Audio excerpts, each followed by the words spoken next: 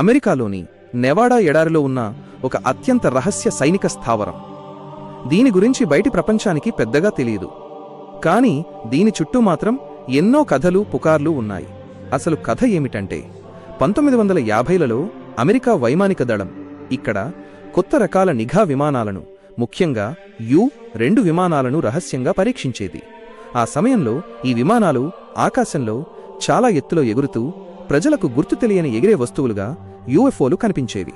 దీంతో ప్రజలు ఇక్కడ ఏలియన్స్, గ్రహాంతరవాసులు, యుఎఫ్ఓల ప్రయోగాలు జరుగుతున్నాయని నమ్మడం మొదలుపెట్టారు.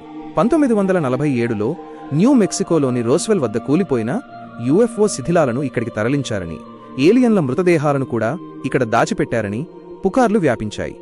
2013లో CIA, central intelligence agency area 51 ఒక సైనిక స్థావరం అని, అక్కడ యు-2 విమానాల పరీక్షలు జరిగాయని అధికారికంగా అంగీకరించింది.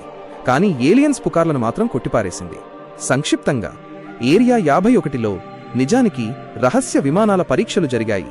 కానీ ఈ రహస్యం కారణంగానే ఏలియన్స్ గురించి పుకార్లు పుట్టాయి. ఇప్పటికీ అది ఒక మిస్టరీగానే మిగిలిపోయింది.